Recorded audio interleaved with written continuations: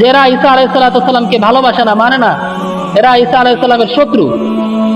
এখনকার সময়েও আমরা যারা রাসূল সাল্লাল্লাহু আলাইহি ওয়াসাল্লামের জন্মদিন পালন করি না, আমাদেরকে বলা হয় এরা রাসূল সাল্লাল্লাহু আলাইহি ওয়াসাল্লামকে ভালোবাসে না, এরা রাসূল সাল্লাল্লাহু আলাইহি ওয়াসাল্লামের শত্রু। শোনেন, বেশি আমল কিন্তু আল্লাহ তাআলা করতে বলেন নাই, রাসূলও বলেন নাই যে অনেক আমল করেন। বলেছেন অল্প আমল করো, নাজাতের জন্য যথেষ্ট হয়ে যাবে। যখন দাওয়াতের কাজ শেষ হয়েছে, সাহাবাদের কাছে জিজ্ঞাসা করেছে, আলা হাল বাল্লাগতু, আমি কি তোমাদের নিকট পরিপূর্ণ পয়গাম পৌঁছে দিতে পেরেছি? আমি কি তোমাদের নিকট পরিপূর্ণ পয়গাম পৌঁছে দিতে পেরেছি? সাহাবাদেরকে জিজ্ঞাসা করেছেন রাসূল সাল্লাল্লাহু আলাইহি ওয়াসাল্লাম, দীর্ঘ এক ভাষণ। তো সাহাবারা এক বাক্যে বলেছে, বালা ইয়া রাসূলুল্লাহ, হ্যাঁ অবশ্যই ইয়া রাসূলুল্লাহ, অবশ্যই আপনি পূর্ণাঙ্গভাবে আমাদের নিকট সমস্ত কিছু পৌঁছে দিয়েছেন।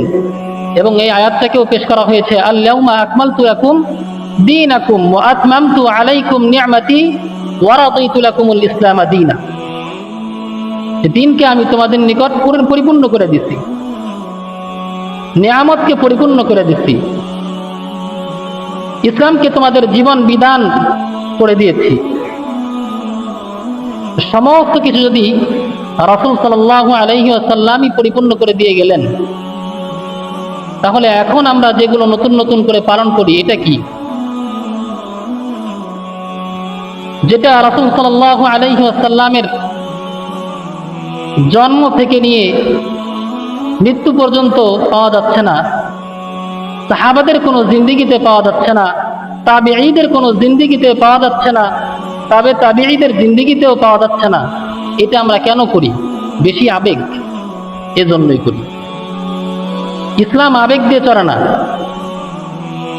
আল্লাহ তাআলা আমাদেরকে আকল দিয়েছেন, বুদ্ধিমান বানিয়েছেন আমাদেরকে। বুদ্ধিমত্তার সাথে সবকিছু চিন্তা করতে হবে। আমি যেটা করছি, এটা কি শুধুই আবেগ, না কোনো আমলও হচ্ছে? নাকি আমল করতে গিয়া জান্নাতের পথ খুঁজতে গিয়ে আমি জাহান্নামকে কামাই করতেছি? শোনেন, বেশি আমল কিন্তু আল্লাহ তাআলা করতে বলেন নাই, রাসূলও বলেন নাই যে অনেক আমল করেন। বলেছেন অল্প আমল করো, নাজাতের জন্য যথেষ্ট হয়ে যাবে। ইয়াকফিকাল আমালুল কলিল,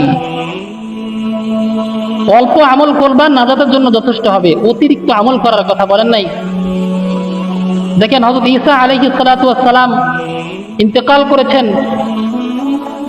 তো তার ইন্তেকালের পরে তার অনুসারী যারা ছিল, কিছু অনুসারী ছিল যারা অন্ধভক্ত, আর কিছু অনুসারী ছিল যারা আল্লাহ তাআলার পূর্ণাঙ্গ বিধান মেনে চলতো তখনকার সময়। তো ঈসা আলাইহিস সালাতু ওয়াস সালাম দুনিয়া থেকে যখন চলে যায়, আল্লাহ তাআলা যখন তাকে উঠায় নেওয়ার পরে প্রায় 300 বা 600 বছর পরে তাদের অনুসারীরা যারা ছিল, তারা চিন্তা করলো যে আমরা তার একটা জন্মদিন পালন করি। বলে, জন্মদিন পালন করবেন কেন? যারা খাঁটি অনুসারী ছিল তারা বলেন, জন্মদিন কেন পালন করবেন আপনি? বলে, জন্মদিন পালন করা বলতে এখানে ঈসা আলাইহিস সালাতু ওয়াস সালামের জীবন বৃত্তান্তগুলো আমরা আলোচনা করব, যাতে করে আমাদের ঈমানগুলো আরো মজবুত হয়। তাদের এই চিন্তা ভাবনা ছিল। যাই হোক, তখনকার সময়ের আলেমদেরকে নিয়ে তারা এটাকে এক সময় পালন করলো, কিন্তু যারা খাঁটি অনুসারী ছিল তারা এই বিষয়ে বাধা দিল। বাধা দেওয়ার কারণে তাদেরকে বলা হইতেছিল যে এরা ঈসা আলাইহিস সালাতু ওয়াস সালামকে ভালোবাসে না, মানে না, এরা ঈসা আলাইহিস সালামের শত্রু। এখনকার সময়েও আমরা যারা রাসূল সাল্লাল্লাহু আলাইহি ওয়াসাল্লামের জন্মদিন পালন করি না, আমাদেরকে বলা হয় এরা রাসূল সাল্লাল্লাহু আলাইহি ওয়াসাল্লামকে ভালোবাসে না, এরা রাসূল সাল্লাল্লাহু আলাইহি ওয়াসাল্লামের শত্রু। আমার বক্তব্য স্পষ্ট বক্তব্য। আমি গত কয়েকদিন পূর্বেও এগুলো নিয়ে বক্তব্য দেখেছি, বিভিন্ন ইন্টারনেট ঘাটাঘাটি করেছি।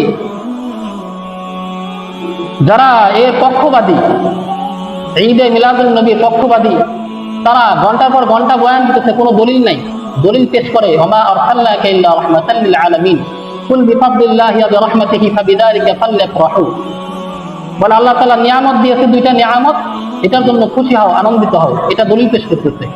এখানে এমন কোনো শব্দ আসেই নাই তাফসীরের মধ্যে এমন কোনো শব্দই নাই ঈদে মিলাদুন নবী। তাফসীরের মধ্যেও এমন কোন শব্দ আসেই নাই যেটা ঈদে মিলাদুন নবীর সপক্ষে একটা দলিল হয়ে দাঁড়াবে। কোন জাল হাদিসের মধ্যেও ঈদে মিলাদুন নবী নবীজি পালন করেছে কিংবা নবীজির কোন সাহাবীরা পালন করেছে এটাও পাওয়া যায়নি। আর সাহাবীদের থেকে কি তোমার আমার ভালোবাসা বেশি বলেন? সবাই স্বীকার করেন সাহাবাদের থেকে কি আমার আপনার ভালোবাসাটা কি বেশি?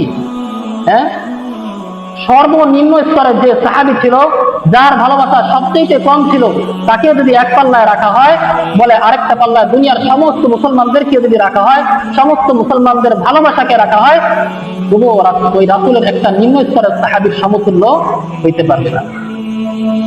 এটা কি আমার কথা বললাম? এটা যারা পালন করে তারাও এগুলোই বলতেছে, মানে যারা বিপক্ষে আমাদের তারাও এটাই বলে।